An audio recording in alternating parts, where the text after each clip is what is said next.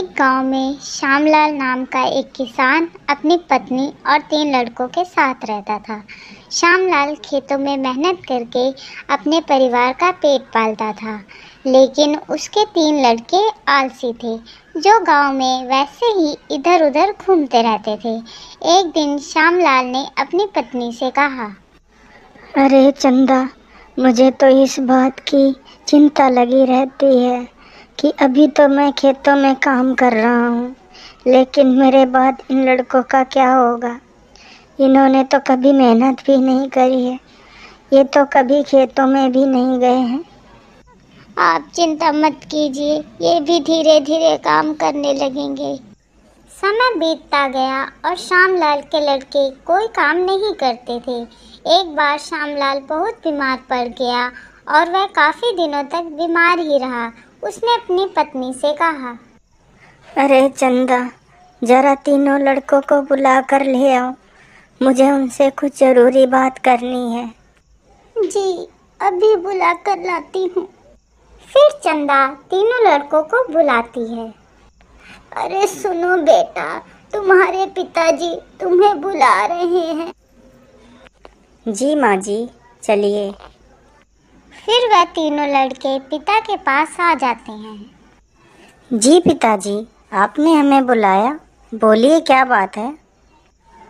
सुनो बेटा, मुझे लगता है कि अब मैं ज़्यादा दिनों तक जीवित नहीं रहूँगा, इसीलिए बेटा मैं तुम लोगों को बताना चाहता हूँ कि मैंने अपने जीवन भर का कमाया हुआ धन अपने खेत के नीचे दबा रखा है।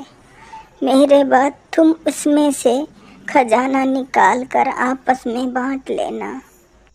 श्यामलाल की यह बात सुनकर तीनों लड़के खुश हो गए।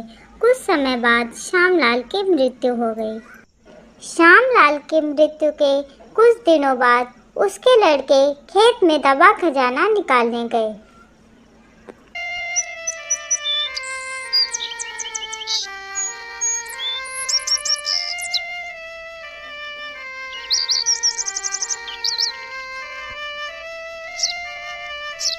उन्होंने सुबह से लेकर शाम तक सारा खेत खोद डाला, लेकिन उनको कोई भी खजाना नजर नहीं आया।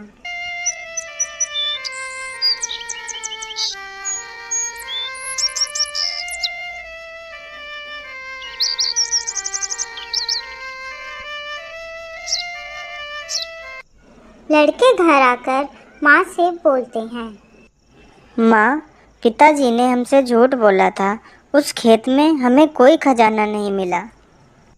तुम्हारे पिताजी ने जीवन में यही घर और खेत ही कमाया है, लेकिन अब तुमने खेत खोद ही दिया है तो उसमें बीज भी बो दो। ठीक है माँ जी, जैसा आप सही समझें। लड़कों ने माँ के कहे अनुसार खेत में बीज बो दिए और खेत की देखरेख करते रहे।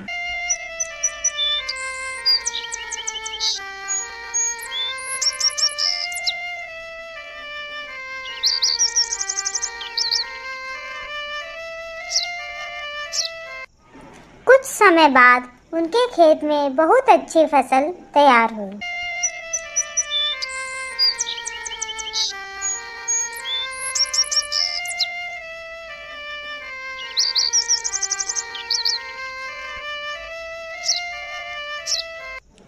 फिर वह उस फसल को काटकर बाजार बेचने गए।